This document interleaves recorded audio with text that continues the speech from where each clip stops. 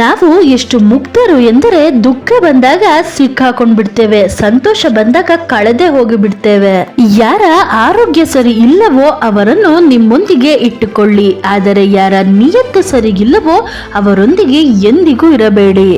ಯಾರ ಯಶಸ್ಸನ್ನು ತಡೆಯಲು ಸಾಧ್ಯವಿಲ್ಲವೋ ಅವರೇ ಅಪಪ್ರಚಾರವನ್ನು ಶುರು ಮಾಡಿಬಿಡುತ್ತಾರೆ. ನಿಮ್ಮ ಕರ್ಮಗಳೇ ನಿಮ್ಮ ಗುರುತು, ಯಾಕೆಂದರೆ ಒಂದೇ ಹೆಸರಿನ ಸಾವಿರಾರು ಜನ ಸಿಗುತ್ತಾರೆ.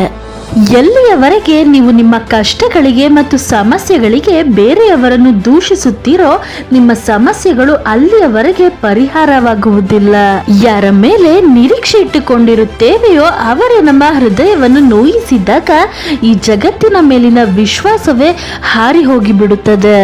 ಇಡೀ ಜಗತ್ತೇ ಹೇಳುತ್ತೆ ಸೋತು ಬಿಡು ಎಂದು, ಆದರೆ ಹೃದಯ ನಿಧಾನವಾಗಿ ಪಿಸಿಕೊಡುತ್ತೆ ಇನ್ನೊಮ್ಮೆ ಪ್ರಯತ್ನ ಮಾಡು, ನೀನು ಗೆದ್ದೇ ಗೆಲ್ತೀಯ ಎಂದು. ಪ್ರತಿ ಸಲ ಕ್ಷಮಿಸುತ್ತೀರಿ, ಆದರೆ ವಿಶ್ವಾಸ ಮಾತ್ರ ಒಂದೇ ಸಲ ಮಾಡಿ. ಚಿಲ್ಲರೆ ಜನರು ಬಂದು ನಿಮ್ಮ ಜೀವನದಲ್ಲಿ ಆಟವಾಡಿ ಹೋಗುವ ಹಾಗೆ ನಿಮ್ಮ ಜೀವನವನ್ನು ಅಗ್ಗವಾಗಿರಿಸಿಕೊಳ್ಳಬೇಡಿ. ನನಗೆ ಗೊತ್ತು ನನ್ನಲ್ಲೂ ಏನೋ ಸಾಮರ್ಥ್ಯವಿದೆ, ಯಾಕೆಂದರೆ ಆ ದೇವರು ಇಲ್ಲಿ ಯಾರನ್ನು ನಿರುಪಯುಕ್ತನನ್ನಾಗಿಸುವುದಿಲ್ಲ.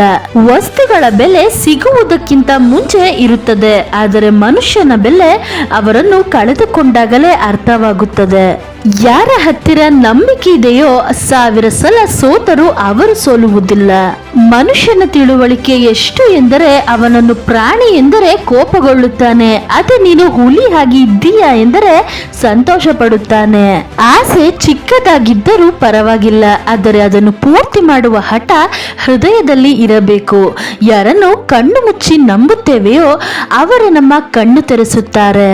ಯಾವ ವಸ್ತು ನಿಮಗೆ ಚಾಲೆಂಜ್ ಕೊಡುತ್ತೋ ಅದುವೇ ನಿಮ್ಮನ್ನು ಚೇಂಜ್ ಮಾಡುತ್ತೆ. ನಮ್ಮ ಹತ್ತಿರ ಯಾರಿದ್ದಾರೆ ಎಂದು ತಿಳಿದುಕೊಳ್ಳಲು ತುಂಬಾ ದೂರ ಸಾಗಬೇಕಾಗುತ್ತದೆ.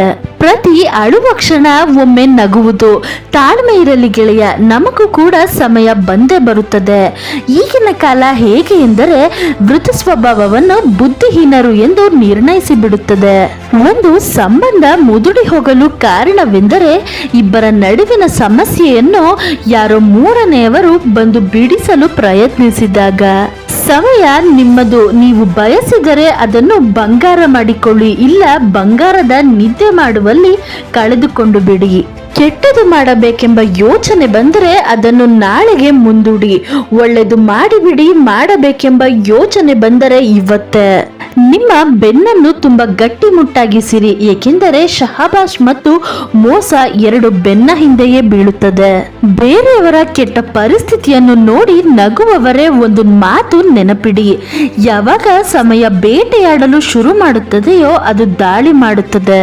ನಂಬಿಕೆ ಯಾವತ್ತೂ ನಮ್ಮನ್ನು ಬಿಟ್ಟು ಹೋಗುವುದಿಲ್ಲ, ನಾವು ಅದನ್ನು ಬಿಟ್ಟು ಹೋಗುತ್ತೇವೆ. ಯಾರ ಅಭಾವದಲ್ಲಾಗಲಿ ಪ್ರಭಾವದಲ್ಲಾಗಲಿ ಜೀವಿಸಬೇಡಿ ಮತ್ತು ನಿಮ್ಮ ಜೀವನ ನಿಮ್ಮ ಸ್ವಭಾವದ ಮೇಲೆ ಜೀವಿಸಿ.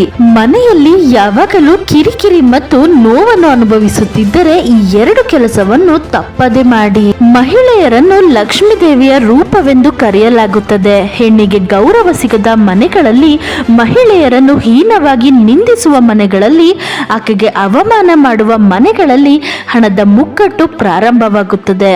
ಅದಕ್ಕಾಗಿಯೇ ಮಹಿಳೆಯರನ್ನು ಯಾವಾಗಲೂ ಗೌರವಿಸಬೇಕು. ಸೋಮಾರಿತನ ಮತ್ತು ತಡವಾಗಿ ಮಲಗುವುದು. ಸೋಮಾರಿಗಳು ವಾಸಿಸುವಂತಹ ಮನೆಗಳಲ್ಲಿ ಲಕ್ಷ್ಮೀ ದೇವಿಯು ವಾಸಿಸಲು ಇಷ್ಟಪಡುವುದಿಲ್ಲ. ಸೂರ್ಯೋದಯದ ನಂತರವೂ ಮಲಗುವುದನ್ನು ತಪ್ಪಿಸಿ. ಯಾವಾಗ ನೀವು ಪ್ರೀತಿಸುವ ವ್ಯಕ್ತಿ ಪದೇ ಪದೇ ಅದೇ ತಪ್ಪನ್ನು ಮಾಡುತ್ತಿದ್ದರೆ, ಅದರಿಂದ ನಿಮಗೆ ನೋವುಂಟಾಗುತ್ತಿದ್ದರೆ, ನಿಮ್ಮ ಭಾವನೆಗಳಿಗೆ ನೋವುಂಟಾಗುತ್ತಿದ್ದರೆ ಅರ್ಥ ಮಾಡಿಕೊಂಡು ಬಿಡಿ, ಅವರು ನಿಮ್ಮಿಂದ ದೂರವಾಗಲು ಪ್ರಯತ್ನಿಸುತ್ತಿದ್ದಾರೆ ಎಂದು. Thank you so much for watching. ಜೈ ಶ್ರೀ ಕೃಷ್ಣ.